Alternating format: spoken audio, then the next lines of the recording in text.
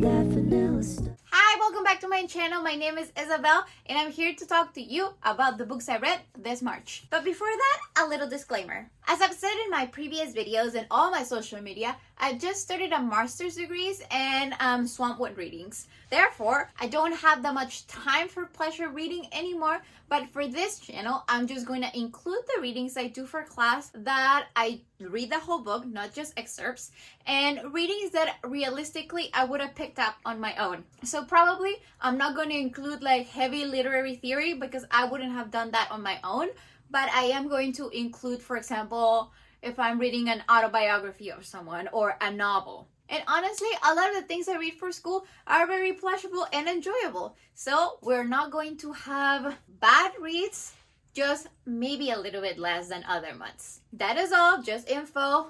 Let's bring the books.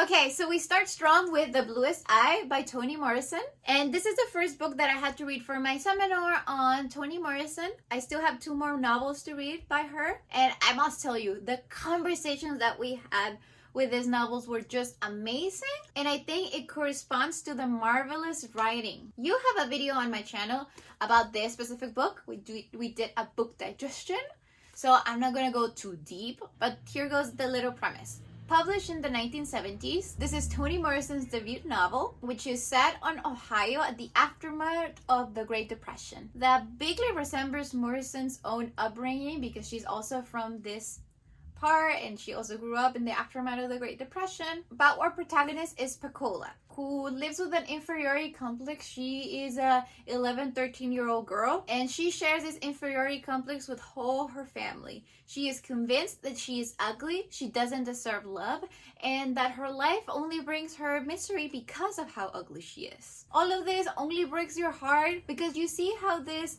self-convincing of her own ugliness takes her deep into a path of abuse, bad self-esteem, or lack of self-esteem at all, and deep into despair. We see how her development is affected by her family dynamics and this inferiority complex, which pushes her into dangerous and precarious situations. Again, Pecola is this insecure, bullied African-American girl, and we follow her, but we do that indirectly, and this is where some of Morrison's magic comes along. We learn about her story mostly through the eyes of another little girl, and Pecola is this always victim of everything around her, and because we need to understand the people around her or what are the things that have made her become this way, we also learn the background of her parents and how their own experience of abuse and of ugliness and of otherness within the same Black community makes them be how they are. Pecola, as I said, insecure, traumatized child that lives in poverty, makes a very difficult protagonist to read. This is a very difficult story. Bad things happen. Your heart aches all the time. But still, I believe this is a must read. Amazing prose, growing up an African American girl in white America. So I give it 5 stars. Moving on, we have another Toni Morrison, Sula. Published in 1973, in my opinion, solidifies Morrison not only as a strong writer, but a fearless one. Sula touches on all the topics that you might think are taboo. Even when The Bluest Eye already winked at sexuality and the development of young girls into adulthood, Sula really takes that to the next level.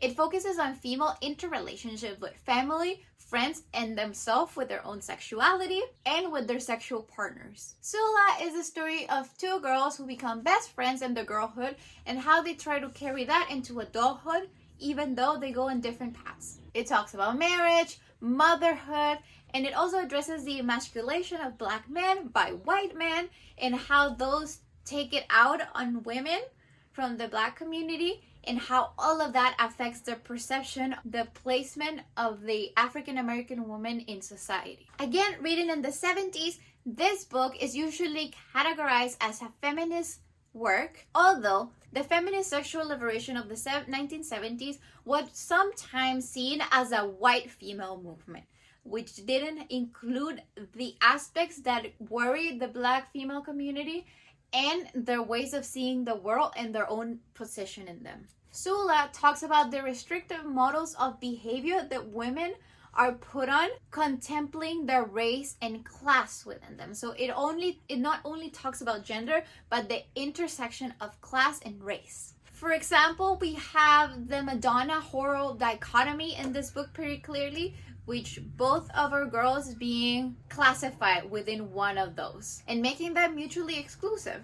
However, in this novel, we see that the friends try to overcome these classifications and try to overcome how different they might be because how they complete each other. I honestly find sapphic connotations in this friendship and how the connection of women really empowers them, how women are there for each other as sisters, as friends, as everything, as community builders. But you tell me. You should read Sula and let me know what you think. I give it 4 out of 5 stars.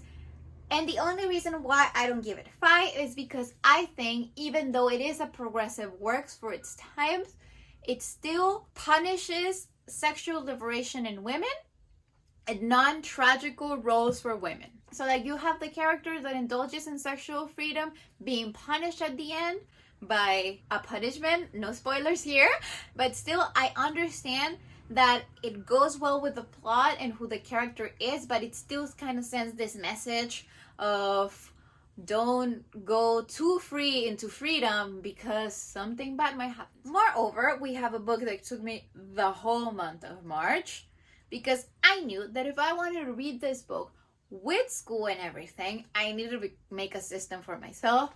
And I did. I separated this book in 30 days and I had to read only like 25 pages, so manageable. And I think that if I wouldn't have that system, I wouldn't have finished this book.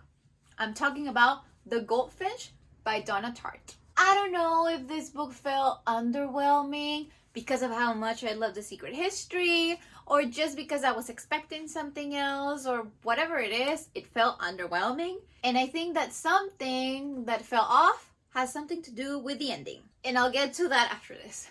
Published in 2013, The Goldfinch is the story of Theodore Decker, Theo, which stars when he loses his mother in a terrorist attack to a New York museum. And then we tumble around with Theo in his unstable existence, where he first moves to the Upper East Side with a wealthy friend, and then he moves to the sticky, warm Las Vegas with his sketchy father. And then we go back to New York when he finds some friends and a job as an antique seller. But however,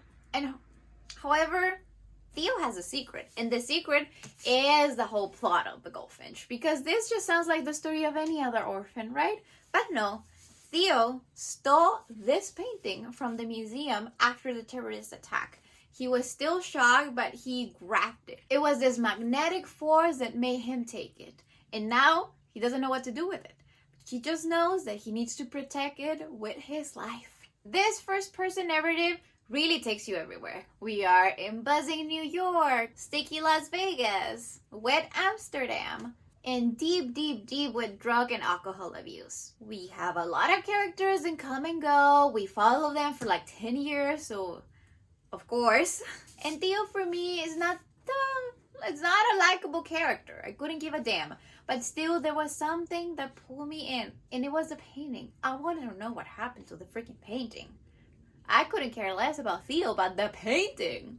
And of course, also the thing that made me come back to the novel is that Donna Tartt is an amazing writer. She creates bewitching characters that are whole and complex, but then she just lets it all drop. She creates this marvelous narrative, so well crafted, and then she lets it all drop and rushes it all at a flat ending.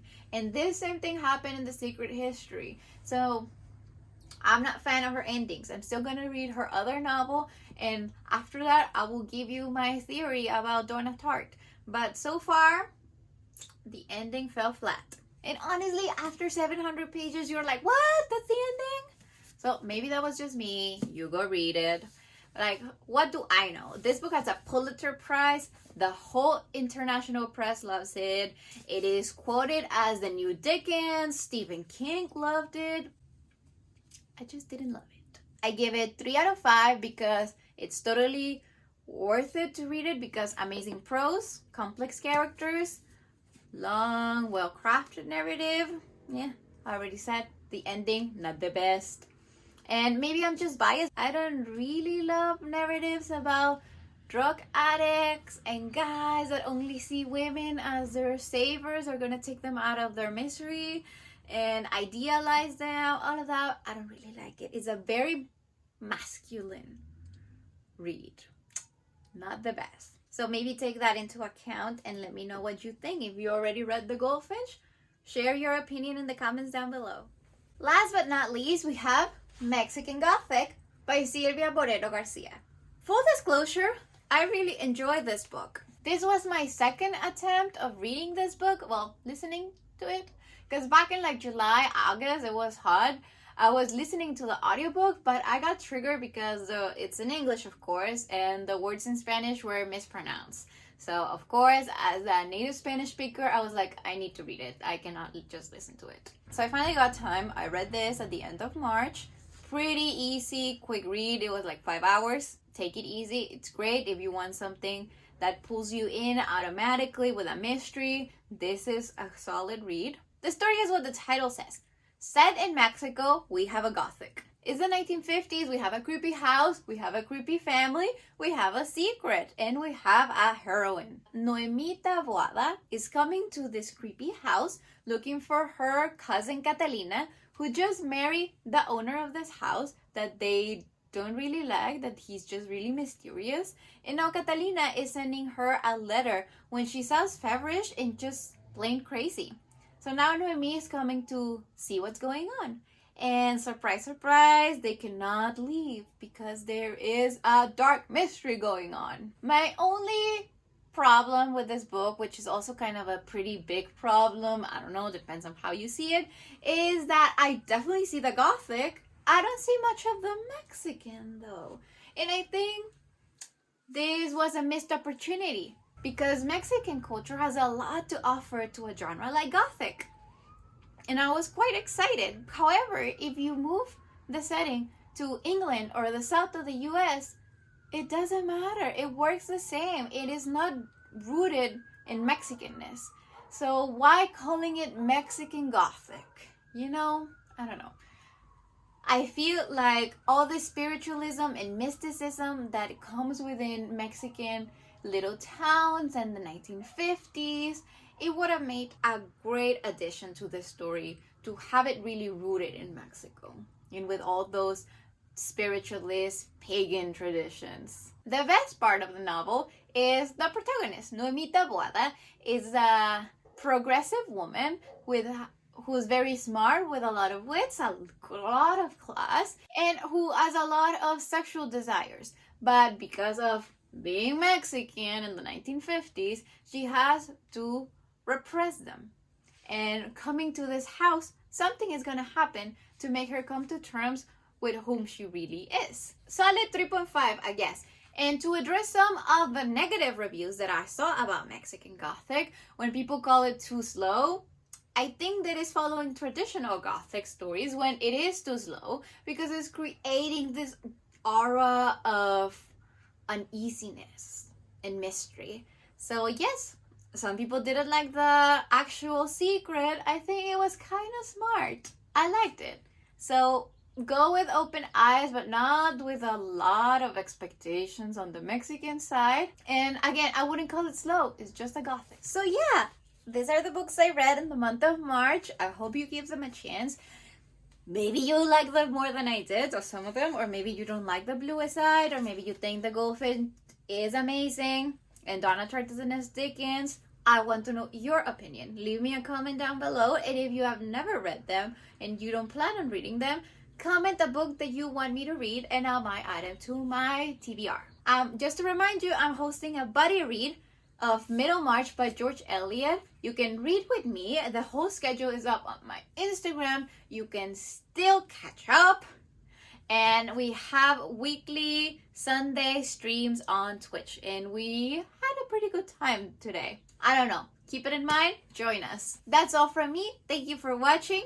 Keep reading. And when you're not, follow me on all my social media down below. Subscribe. And I hope I see you in my buddy read. Bye.